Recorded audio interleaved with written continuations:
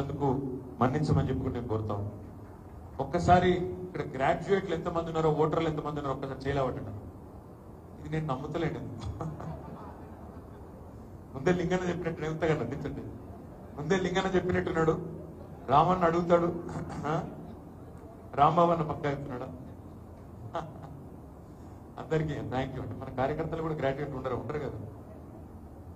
ముందుగా నాకు గుర్తొస్తున్నది అలా నకరికల్లో ఏంటిది అంటే, సరిగ్గా 6 నెలల కిందట ఇదే నకరికల్కి ఆనాడు లింగన్న పిలిస్తే నేను వచ్చినప్పుడు మీ అందరికి నేను విజ్ఞప్తి చేసిన తర్వాత కేసీఆర్ గారు కూడా వచ్చినారు. సార్ కూడా చెప్పిండు, తమ్ముళ్ళు నకరికల్లో మోసపోతారు, కాంగ్రెస్ వాళ్ళు చూపెట్టే అరిచేతిలో వైకుంఠం అనే సినిమాతోని మోసం జరుగుతుంది, మోసపోతే గోసపడతారు, ఆలోచించి ఓటేయండి, ఆగం కాకండి అని పదే పదే చెప్పిండు. సరే, కొంతమంది నమ్మి ఏం జరిగింది, 5 నెలల 6 నెలల కిందట మరి మన పార్టీ ఇక్కడ ఓడిపోయిన తర్వాత కాంగ్రెస్ పార్టీ నల్గొండ జిల్లాలోనే 11 సీట్లు గెలుచుకున్నది. ఒక్క సూర్యాపేట మాత్రమే మనం గెలుచుకున్నాం. మరి ఒక్కసారి ఇక్కడికి వచ్చేసిన విద్యావంతులైన మా తమ్ముళ్ళని, మా అన్నలని, మా అక్క చెల్లెలకు నేను అడుగుతా ఉన్నా, సరిగ్గా కాంగ్రెస్ ప్రభుత్వాన్ని 6వ నెల నడుస్తున్నది. ఈ 6 నెలల్లో ఏం జరిగింది, ఏం జరుగుతున్నది ఒక్కసారి ఆలోచన చేయండి. ఏమన్నారు ఆనాడు రేవంత్ రెడ్డి, ఆనాడు పిసిసి అధ్యక్షుడు ఏమన్నాడు 6 నెలల కిందట? కేసీఆర్ గారు 1 లక్ష రూపాయలు రుణమాఫీ చేసిండు. ఆ 1 లక్ష రూపాయల రుణమాఫీ పొందిన రైతులకు కూడా నేను విజ్ఞప్తి చేస్తున్నా, అర్జెంటుగా మీరు బ్యాంకుకు వండి ఎంబడే 2 లక్షలు తెచ్చుకోండి. నేను వస్తున్నా, డిసెంబర్ 9 నాడు మొదటి సంతకం నేను 2 లక్షల రుణమాఫీ మీద పెడతా, తక్షణమే మాఫ్ చేస్తా. అంటే ఇది అప్పటిదాకా లోన్ తీసుకున్న వాళ్ళ గురించి చెప్పలే ఆయన. తీసుకోని వాళ్ళు ఎవరైనా ఉంటే ఉరుకుండ్రి మీరు బ్యాంకు, డిసెంబర్ 8 దాకా తీసుకోండి, నేను 9 నాడు వస్తున్నా, రాగానే మాఫీ చేస్తా అని చెప్పింది. మరి డిసెంబర్ 9 పోయింది, జనవరి 9 పోయింది, ఫిబ్రవరి 9 పోయింది, మార్చి 9 పోయింది, ఏప్రిల్ పోయింది, మే పోయింది, ఇంకో 2 రోజులు అయితే జూన్ 9 వస్తుంది.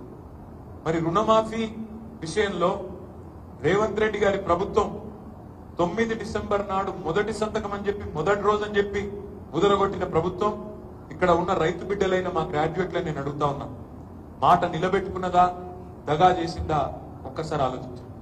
అందరు ఇక్కడ ఉన్న వాళ్ళు రైతు బిడ్డలని నేను అనుకుంటా ఉన్నా. ఒక్కసారి రైతు బిడ్డలందరూ చేయలేవండి. రైతు కుటుంబాల నుంచి 99 కాదు 100% రైతు బిడ్డలే. మీరు ఆలోచన చేయండి. అదే మాదిరిగా రేవంత్ రెడ్డి గారు చెప్పినారు, అరిచేతిలో వైకుంఠం అనే మాట నేను ఉత్తగానే చెప్పలేదు. కేసీఆర్ 10,000 ఇస్తున్నాడు రైతు బంధు, భారతదేశంలో ఇవ్వలేదు ఇండిపెండెన్స్ వచ్చినప్పటి నుంచి, నేనే మొదటి వాడిని చెప్తున్నాడు. నేను వస్తే 15,000 ఇస్తా అన్నాడు. కేసీఆర్ గారు రైతులకు మాత్రమే ఇస్తున్నాడు, భూ యజమానులకు మాత్రమే ఇస్తున్నాడు, నేను వస్తే కౌలు చేసుకునే రైతులకు కూడా ఇస్తా అన్నాడు. కేసీఆర్ గారు రైతులనే పట్టించుకుంటున్నాడు, నేను రైతు కూలీలను కూడా పట్టించుకుంటా, వాళ్ళకు కూడా నెలకు 1000 రూపాయలు ఇస్తా అన్నాడు. ఎన్నింటికి మించి నేను వచ్చిన తర్వాత కాంగ్రెస్ ప్రభుత్వం రాగానే 500 రూపాయల బోనస్ క్వింటాల్కి ఇస్తా అని చెప్పడమే కాకుండా కాంగ్రెస్ మేనిఫెస్టోలో పెట్టిండు. ఏమని? 2183 రూపాయలు ఎంఎస్పీ ఉన్నది, మా ప్రభుత్వం వస్తే ఆ 2183కు ఇంకొక 500 కలిపితే మీకు 2683 రూపాయలు వస్తుంది అని పెట్టిండు. ఇక్కడున్న మా రైతు బిడ్డలు నేను అడుగుతా ఉన్నా, 2183 ఎంఎస్పీ దొడ్డు వడ్లదా, సన్న వడ్లదా? 2183 దొడ్డు వడ్లదా, సన్న వడ్లదా? దొడ్డు వడ్లదే కదా, దొడ్డు బియ్యం పండించే వడ్లదే కదా. అప్పుడేమో మేనిఫెస్టోలో పెట్టిందేమో 2183, ఆ రేట్ ఏమో దొడ్డు వడ్లది. మరి నిన్న కేబినెట్ తర్వాత ప్రభుత్వ నిర్ణయం, పొంగులేటి శ్రీనివాసరెడ్డి చెప్తున్నాడు ఏమని, మేము దొడ్డు వడ్లకి ఇయ్యం బోనసు, సన్న వడ్లకే ఇస్తామంటున్నాడు. నకిరేకల్లో ఇక్కడ కూర్చున్న మీరు రైతు బిడ్డలు, మీరు ఆలోచన చేయాలి. ఎంతమంది పండిస్తారు నకిరేకల్లో సన్న వడ్లు? 10-15% పండిస్తారా? వాళ్ళు కూడా ఉండరు, 10-15 కూడా ఉండదు, ఎక్కువ లెక్క 5-10% మధ్యలో ఉంటుంది. యాసంగిలోనైతే సన్న వడ్లు వండనే వండాయి. మన ఉష్ణోగ్రతలు మన కథకు యాసంగిలో సన్న వడ్లు వండాయి, కరెక్టేనని చెప్పేది. మరి సన్న వడ్లకు బోనస్ అంటే ఇది బోగస్ ప్రభుత్వమా నిజమైన ప్రభుత్వమా ఆలోచన చేయండి. ఒక్క మాటనన్న రైతులకు ఇచ్చింది, ఒక్క మాట 6 నెలల కింద ఇచ్చిన ఒక్క మాట నిలబెట్టుకున్నాడా? నేను ఇంకొక మాట అంటున్నా, మీరు అనొచ్చు అన్న 6 నెలలు అయింది కదన్నా వచ్చి, ఇంకా 4.5 ఏళ్ళు ఉంది కదన్నా మీరు అనొచ్చు. మేము అడిగినామా? మీరు అడిగినరా? 100 రోజులు అన్ని చేస్తాం అని చెప్పమని నేను అడిగినా? మీరు అడిగినరా? ఆయనే చెప్పిండు కదా 100 రోజులు 6 గ్యారెంటీలు, మొదటి రోజే సంతకం, ఇవన్నీ ఆయన చెప్పినాయి. బోనస్ కూడా 100 రోజులు ఇస్తా అన్నాడు, రుణమాఫీ మొదటి రోజు చేస్తా అన్నాడు, రైతు భరోసా అన్నాడు. ఒక్క మాట ఆలోచించండి.